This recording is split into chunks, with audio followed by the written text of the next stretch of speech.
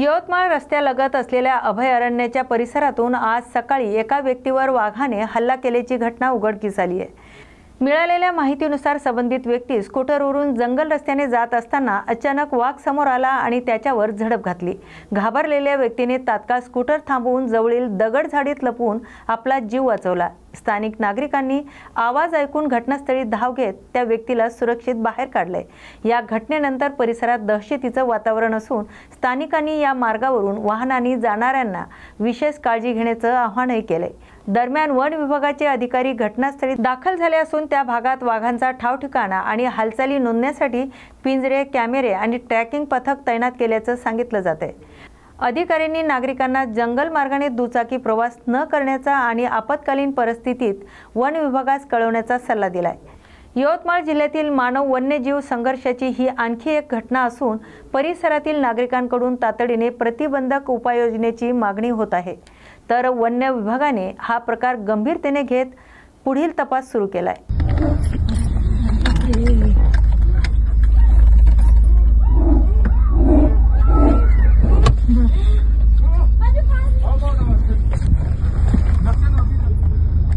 ये गाड़ी में थोड़ा या ऐकू ना बाई होत पटना हो अरे झाला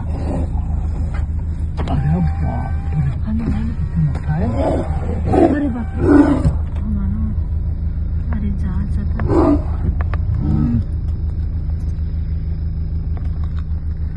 थांबला मूळ।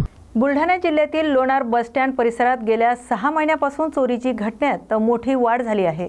मोबाईल चोरी, पाकिटमारी तसेच लहान मुलं आणि महिलांची छेडछाड आणि गुन्हेगारी अशा घटना घडत आहेत। प्रवाशांमध्ये भीतीचे वातावरण निर्माण झाले असून स्थानिक नागरिकांच्या तक्रारी असूनही एसटी प्रशासन आणि पोलिसांकडून कोणतीही ठोस उपाययोजना करण्यात आलेली नाही असा आरोप करण्यात येत आहे। याच पार्श्वभूमीवर शिवसेना उद्धव बाळासाहेब ठाकरे गटाचे जिल्हा संघटक डॉक्टर गोपाल बच्छिरे यांनी आज आंदोलन करत प्रशासनाला कडक इशारा देत त्यांनी सांगितले, लोणार बस स्टँडवर तात्काळ सीसीटीव्ही कॅमेरे बसवावेत आणि 2 पोलीस शिपाई 24 तास ड्युटीवर तैनात करावे। प्रवासी आणि महिलांच्या सुरक्षेला प्राथमिकता दिलीच पाहिजेत, नाहीतर पुढील 15 दिवसात कार्यवाही झाली नाही तर बस स्टँड कार्यालयाला ताळे ठोकले जाईल। या आंदोलनात तालुका प्रमुख राजू बुधवत तसेच प्रसेनजीत बच्छिरे, समरजीत बच्छिरे यांच्यासह मोठ्या प्रमाणात शिवसैनिक सहभागी झाले होते। स्थानिक प्रवाशांनीही महिलांच्या सुरक्षेचा प्रश्न गंभीर असल्याचं सांगत सीसीटीव्ही आणि सुरक्षा वाढवण्याची मागणी केली। आता पुढील 15 दिवसात एसटी प्रशासन आणि पोलीस विभाग कोणती उपाययोजना करतो हे पाहणं महत्त्वाचं ठरणार आहे। या बातमीचा आढावा घेतलाय प्रतिनिधी रघुनाथ आघाव यांनी। लोकांच्या प्रवाशांच्या ज्या समस्या आहेत, इथे चोरीचं प्रमाण वाढलंय, इथे गळ्यातले मंगळसूत्र तोडले जातात आणि मुलींच्या छेडछाडीच्या कित्येक घटना घडल्या। असं होत असताना हे एसटी प्रशासन धम्मपणे मूग गिळून बसलेलं आहे। एसटी प्रशासनाला आपण 15 दिवसाचा अल्टिमेटम देतोय। 15 दिवसात जर एसटी प्रशासनानं इथं सीसीटीव्ही कॅमेरे नाही लावले तर 16व्या दिवशी शिवसेना उद्धव बाळासाहेब ठाकरे पक्षाकडून इथे ताला लगाव आंदोलन आणि हे डेपो बस स्टँडचं कार्यालय हे ताळा लावून आणि इथं त्याचबरोबर महत्त्वाचं इथं महिलांच्या सुरक्षेसाठी, लोकांच्या सुरक्षेसाठी इथे 2 पोलिसांची कायम नियुक्ती असावी। त्यासाठी पोलीस विभागाला आम्ही तर पत्र देतो, तुम्ही सुद्धा एक पत्र द्या। कायम 2 पोलीसवाले इथं पाहिजे। एक महिला पोलीस इथं आवश्यक आहे। महिलांची छेड काढली जाते, लहान मुलींना परेशान केलं जातं। त्याच्यासाठी जर हे झालं नाही तर मग आम्ही आमच्या स्टाईलनं, शिवसेना उद्धव बाळासाहेब ठाकरे पक्षाच्या स्टाईलनं आंदोलन करू।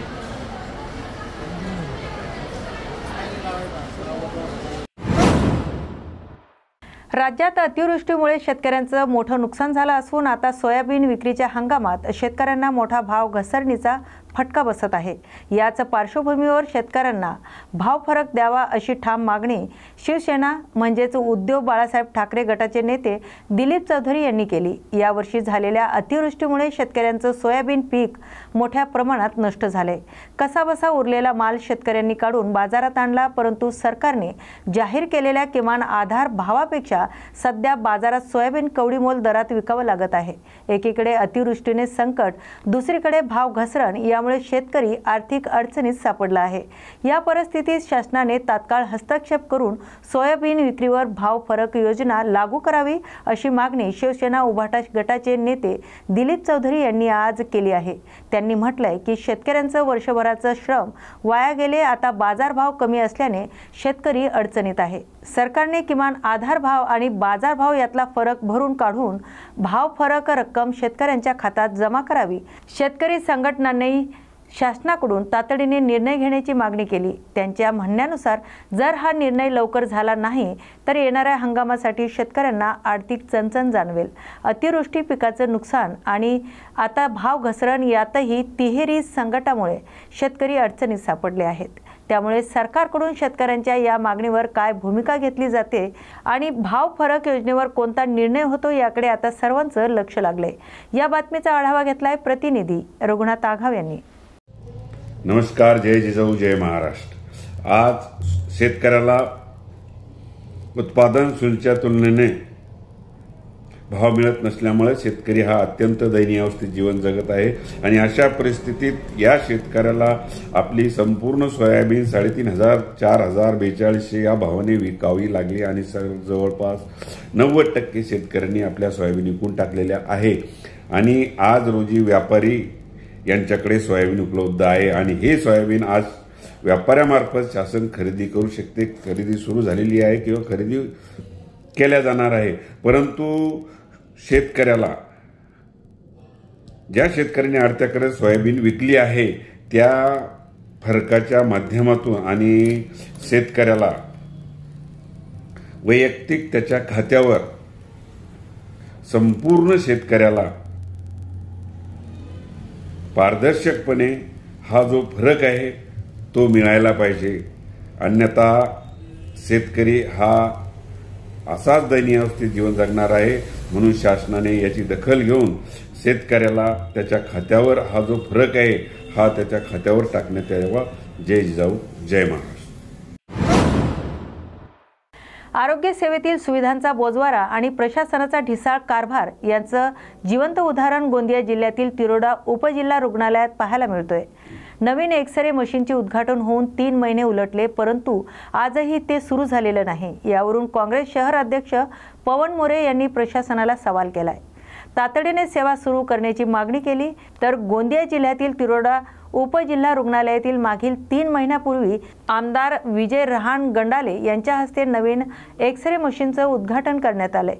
उद्घाटनाचा मोठा कार्यक्रम झाला, फोटो काढले, शुभेच्छा देण्यात आल्या, परंतु आजही त्या मशीनवर एकही एक्स-रे झालेला नाही। म्हणजेच उद्घाटन झाले पण सुविधा मात्र जनतेपर्यंत पोहोचलेलीच नाही। त्यामुळे ही परिस्थिती गंभीर असल्याची टीका होत आहे। याचबरोबर रुग्णालयात सोनोग्राफी मशीन असूनही टेक्निशियन नसल्यामुळे सेवा उपलब्ध नाही। आठवड्यातून केवळ एकदाच टेक्निशियन येतो, त्यामुळे तालुक्यातून येणाऱ्या गर्भवती महिलांनाही सकाळपासून संध्याकाळपर्यंत प्रतीक्षा करावी लागते। या समस्या लक्षात आल्यानंतर काँग्रेस शहर अध्यक्ष पवन मोरे यांनी स्वतः रुग्णालय गाठून वैद्यकीय अधिकारी डॉक्टर राहुल शेंडे यांच्याशी चर्चा केली आणि तातडीने एक्स-रे मशीन सुरू करण्यासह सोनोग्राफी सेवेसाठी कायम टेक्निशियन नियुक्त करण्याची मागणी केली। उद्घाटन करून सुविधांचा फायदा रुग्णांना मिळत नसेल तर ते उद्घाटन कशासाठी? तिरोडा उपजिल्हा रुग्णालयात एक्स-रे, सोनोग्राफी आणि इतर सेवा तातडीने सुरू कराव्यात, नाहीतर आंदोलनाची भूमिका घेऊ अशी भूमिका पवन मोरे यांनी घेतली आहे। यामुळे तिरोडा तालुक्यातील नागरिकांमध्येही नाराजी पाहायला मिळते, कारण छोट्या छोट्या तपासण्यासाठी सुद्धा आता रुग्णांना खासगी हॉस्पिटल किंवा शहरात धाव घ्यावी लागते। आरोग्य सुविधा ही नागरिकांची मूलभूत गरज असताना उद्घाटन करून मशीन बंद ठेवण्याची पद्धत सरकारी व्यवस्थेतील ढिसाळपणाचं चित्र उभं करते।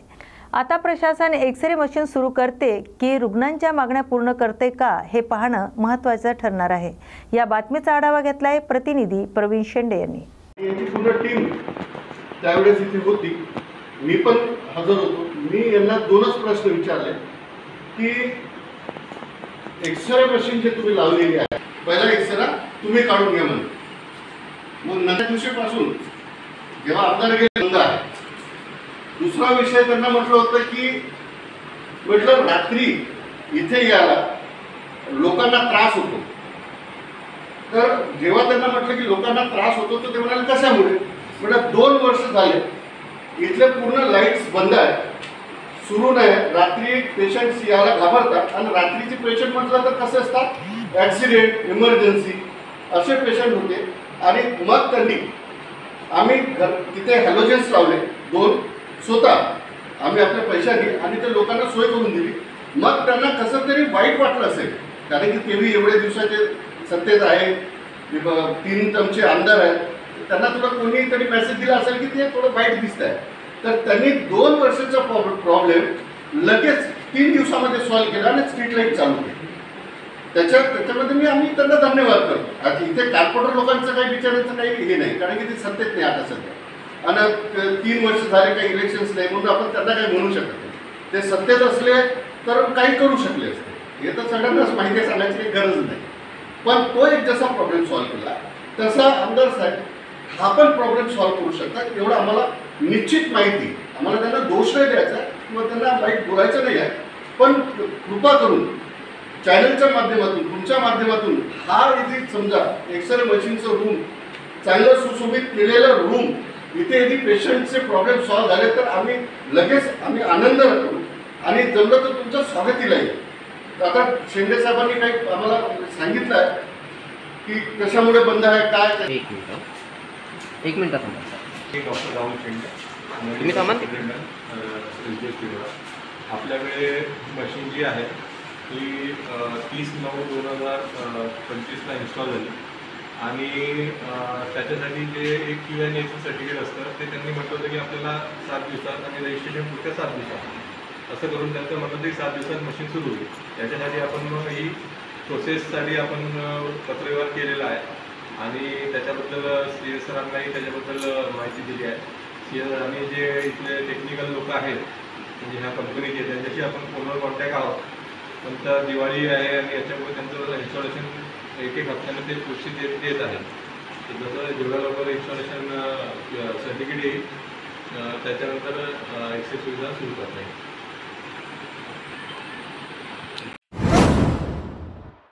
कन्नड तालुक्यातील सैनिकांचं गाव म्हणून प्रसिद्ध असलेल्या आडगावमधून एक महत्त्वाची बातमी.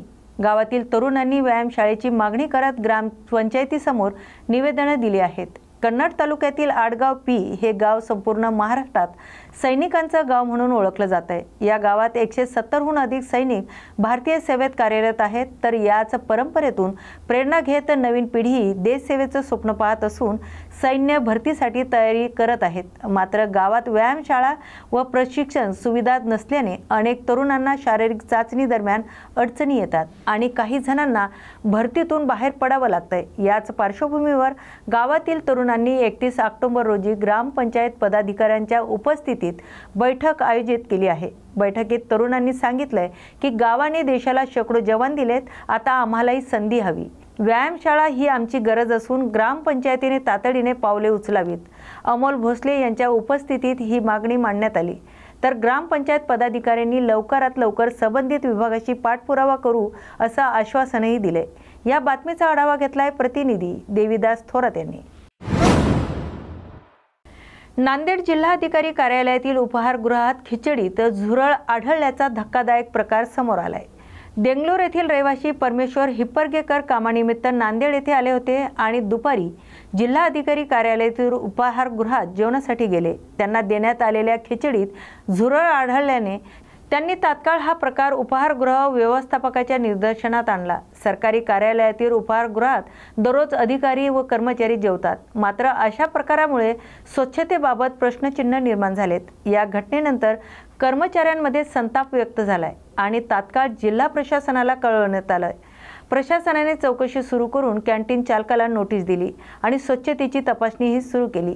अन्न व पाण्याची नियमित तपासणी करावी आणि अशा घटना पुन्हा होऊ नयेत यासाठी स्वच्छतेची जबाबदारी कडक करावी अशी कर्मचाऱ्याची मागणी आहे. या बातमीचा आढावा घेतलाय आमचे प्रतिनिधी मोहम्मद रफिक यांनी। मी परमेश्वर हिप्परगेकर, मी आलो देगलूरवरून। माझं मनपा इथं काम होतं, कामास्तव आलो होतो। सदरी माझे मित्र होते सगळेजण। आम्ही म्हणले की बाबा तिथं टाइम ऑफ झाला तर तिथं 3 वाजता उघडणार होतं, त्याच्यासाठी म्हणलं आपल्याला भूक लागली होती, नाश्ता करावा म्हणून आम्ही कलेक्टर ऑफिसच्या इथं आलो। मग सगळेजण आमचे मित्र सगळे खिचडी खाण्यासाठी बसलो। बसल्यानंतर अर्धी खिचडी खाल्यानंतर त्याच्यामध्ये झुरळ निघाला। हे झुरळ निघाला। ते आम्ही तिथल्या व्यवस्थापकाला दाखवलं तर तो व्यवस्थापक माझ्याजवळून खिचडी घेऊन फेकून दिला। फेकून देऊन मग तो म्हणतो की साहेब राहू द्या तुमची। मी म्हणलो ते पैसे द्यायला गेलो, मग पैसे घेत नव्हता ते साहेब, तुम्ही पैसे राहू द्या आणि गलती झाली निघून जा। मग दुसरा एक व्यवस्थापक मला इकडून बोलून घेतला, म्हणला नाही तुम्ही स्वतः आणून टाकले त्याच्यामध्ये खिचडीमध्ये आणि तुमची काहीतरी उलटी झाली, तुम्हाला बाहेर निघाल्याचे वकार आल्यासारखं झाले, उलटी झाली, चक्कर आल्यासारखं। मग मी त्यांना जाऊन सांगितलं तर तो म्हणतो की मला काही त्याचे पैसे देऊ, काहीतरी हे करू, तुम्ही जाऊ द्या राहू द्या असं म्हणतो। आणि मला सांगा की प्रशासकीय विभागाच्या इथं तुम्ही कलेक्टर ऑफिसच्या तिथं तुम्ही अशी व्यवस्थापन असल्यानंतर कसं होईल? तुमचं काय आता? माझं म्हणणं काय आहे की माझं म्हणणं एकच आहे की आम्ही साहेबांना बोलवलं होतं, त्यांनी ते खिचडी सीलबंद केली, मग त्याची टेस्टिंग जेव्हा सॅम्पल होईपर्यंत हे बंद केलं पाहिजे। तुम्हाला काय पैशाचं आमिष वगैरे टाकले काय? हो, त्यांनी मला म्हणलं की बाबा तुम्हाला काही चक्कर वगैरे दवाखान्यात नेता, आम्ही तुम्हाला हे करता असं म्हणलं ना। आम्ही काय ते देगलूरला त्याच्यासाठीच आलो का इथं हे करण्यासाठी? तुम्ही का पहिली वेळ आले का काय? यांचे काय सगळ्यात मोठा भ्रष्टाचार आहे की कॅन्टीन ज्याच्या नावावर आहे तो सेवेतला कर्मचारी आहे आणि मुळात नियम काय आहे की कॅन्टीन ही रिटायर कर्मचाऱ्याला चालवण्यासाठी नियमात आहे, परंतु चालवतो कोण? कर्मचारी। तो त्याला नेमलेला तोच व्यवस्थापक, ते दोघं मिळून सगळं लुबाडून खातात। ही सगळी साठगाठ आहे का? अरे उद्या तुम्ही सांगतो ना की ह्या ज्या जागा आहे त्याच्यावर 7/12 देखील लावायला कमी करणार नाही तो। माननीय जिल्हाधिकारी कार्यालय परिसरातील महसूल कर्मचारी संघटना यांचं कॅन्टीनमध्ये खिचडीमध्ये काहीतरी हे झालंय असं मला साहेबांनी सांगितले, तात्काळ जाऊन कारवाई घ्या। त्यानुसार आम्ही माझे सहकारी अन्न सुरक्षा अधिकारी आलेत आणि आम्ही खिचडी आणि भजे असे 2 नमुने घेतले आणि त्याचा अहवाल प्राप्त झाल्यानंतर पुढील कारवाई होईल आणि तपासणी अहवालाच्या अनुषंगे संबंधित आस्थापनेला आम्ही नोटीस पाठवू। सर आपण काय होतं त्याच्यात? किचनमध्ये अस्वच्छता आढळली आणि नियमानुसार कमतरता आढळली, त्रुटी आढळलेत। सर सुरक्षा मानके कायद्याअंतर्गत त्यांच्याकडे नोंदणीचा परवाना आहे। हो, बाकी शॉपचं पण आहे। लेबरचे इन्शुरन्स वगैरे आहेत का त्यांच्याकडे? काय ते आमच्या इथं नाही। प्राप्त झाल्यानंतर अन्न सुरक्षा मानके कायद्याअंतर्गत नियमानुसार कारवाई घेण्यात येईल। तपासणी अहवालाच्या अनुषंगाने संबंधितांना आम्ही नोटीस पाठवतो। काय जप्ती वगैरे लायसन्स नाही, लायसन्स म्हणजे प्रत्यक्ष डोळ्यांनी तर आता जे आहे तेच आम्ही नमुने घेतले आणि विश्लेषणासाठी पाठवून देता। विश्लेषण अहवाल प्राप्त झाल्यानंतर नियमानुसार मग पुढील कारवाई होईल। थँक्यू। अशाच नव्या आणि ताज्या बातम्या पाहण्यासाठी पाहत राहा न्यूज मराठी 24/7। नवा भारत, नवा विचार।